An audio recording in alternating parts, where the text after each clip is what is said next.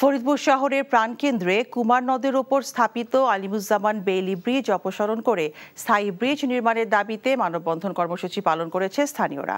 মানববন্ধনে অংশগ্রহণকারীরা বলেন, ফরিদপুর শহরের সবচেয়ে প্রাচীন এই সেতুটি কুমার নদের দুই পারে মুজিব সড়কের সংযোগ সেতু। ৮৮ সালের বন্যায় ব্রিজটি ধসে যাওয়ার পরে এখানে অস্থায়ী বেইলি ব্রিজ নির্মাণ করা হয়। এরপর থেকে এই ব্রিজ দিয়ে যানবাহন চলাচল বন্ধ হয়ে যায়। এতে শহরের মানুষ বাইপাস ব্রিজ দিয়ে চলাচল করতে বাধ্য হন। তারা বলেন, শহরে যানজট নিরসন সহ ক্রমবর্ধমান জনসংখ্যার কারণে এখানে একটি স্থায়ী ব্রিজ নির্মাণ জরুরি হয়ে পড়েছে। তারা অবিলম্বে এখানে স্থায়ী ব্রিজ নির্মাণের দাবি জানান।